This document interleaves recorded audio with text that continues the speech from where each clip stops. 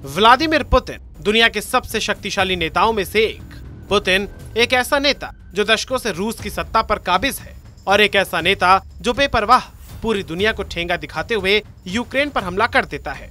आज अपने ही गढ़ में गिर चुका है। मॉस्को में सड़कों पर टैंक दिख रहे हैं, हर कोने में वैगनर ग्रुप के लड़ाके घूम रहे हैं और सैन्य मुख्यालय पर इनका कब्जा भी हो चुका है।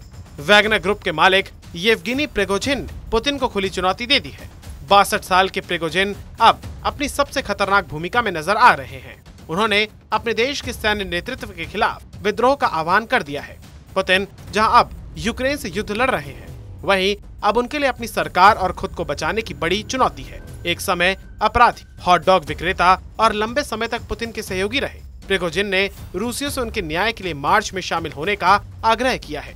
प्रिगोजिन और पुतिन दोनों लेनिनग्राद, जिसे अब सेंट पीटर्सबर्ग कहा जाता है, वहां के रहने वाले हैं। सोवियत संघ के अंतिम वर्षों के दौरान प्रिगोजिन ने जेल में 10 साल का समय बिताया। बाद में एक हॉट डॉग स्टैंड और फिर फैंसी रेस्तरां के मालिक भी हो गए, जिसमें पुतिन की रुचि थी। प्रिगोजिन वैगनर ग्रुप का भी मालिक है, जो एक क्रेमलिन सहयोगी भाड़े का बल है।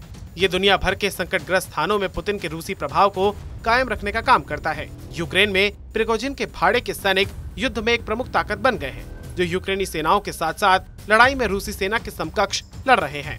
पुतिन से करीबी का फायदा उठाकर येवगेनी प्रिगोजिन ने कैटरिंग का बिजनेस भी शुरू किया और वो रूसी सेना और स्कूली बच्चों को खाना खिलाने के सरकारी ठेके लेने लगा। इसी के चलते येवगेनी की पहचान पुतिन के रसोइये के रूप में भी हो गई। कैटरिंग के बिजनेस से येवगेनी प्रिगोजिन खूब पैसा कमाने लगा। 2013 में वैगनर ग्रुप की स्थापना हुई। इसकी स्थापना दिमित्री उत्किन ने की थी। दिमित्री एडोल्फ हिटलर से काफी प्रेरित था। Hitler music composer Richard Wagner का फैन था, इसलिए इस ग्रुप का नाम भी वैगनर पर किया गया। यूएस नेशनल सिक्योरिटी काउंसिल के मुताबिक इसमें 80% से ज्यादा लोग अपराधी बन चुके हैं। यूएस नेशनल सिक्योरिटी काउंसिल का मानना है कि इस समय यूक्रेन में लगभग 50,000 वैगनर काम कर रहे हैं। वैगनर की स्थापना में रूसी सेना ने भी खूब मदद की थी। इस प्राइवेट आर्मी में रिटायर्ड सैन्य अधिकारी जवानों को शामिल किया गया। आरोप लगे कि वैगनर ग्रुप में अपराधियों को भी शामिल किया गया। वैगनर ग्रुप को क्रेमलिन का भी समर्थन मिला। आरोप है कि वैगनर ग्रुप सीरिया, लीबिया, माली और सेंट्रल अफ्रीकी देशों में भी क्रूर मिशनों को अंजाम दे चुका है। जब रूस ने यूक्रेन पर हमला किया तो वैगनर ग्रुप के लड़ाकों को ही अग्रिम मोर्चे पर तैनात किया गया। इसका नेटवर्क 18 अफ्रीकी देशों में फैला है।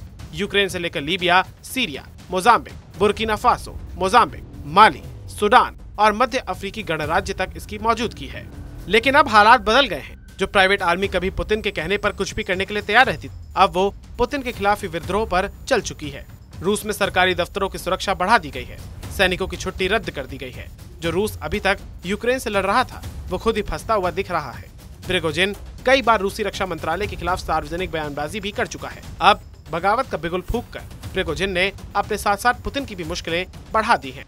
बताया जा रहा है कि रूस के रोस्तोव शहर में प्रिगोजिन ने अपना गवर्नर भी बना दिया है। येवगेनी का दावा है कि उसे यहाँ पर सेना मुख्यालय और एक हवाई अड्डे समेत शहर के सैन्य स्थलों को कब्जा कर लिया है। सड़कों पर टैंकों को उतार दिया है। रूसी सेना के साथ उनकी झड़प की खबरें भी सामने आ रही हैं। उसका कहना है कि उसके 25,000 जवान मरने के लिए तैयार हैं। प्रिगोजिन ने खुलेआम कह दिया कि जो कोई भी हमारे सेंटर्स में प्रवेश करेगा वो इसके लिए जवाबदेह होगा। दूसरी तरफ रूसी सेना ने भी अपनी तैयारी पूरी कर ली है। मॉस्को को कनेक्ट करने वाले हाईवे को बंद कर दिया गया है। इसके अलावा येवगेनी की गिरफ्तारी के आदेश भी जारी कर दिए गए हैं। पुतिन के लिए वैगनर ग्रुप का विद्रोह एक बड़ा झटका है, क्योंकि ये ग्रुप यूक्रेन में युद्ध में उनकी मदद कर रहा था। वहीं अब इसके लिए सबसे बड़ा खतरा बनता जा रहा है।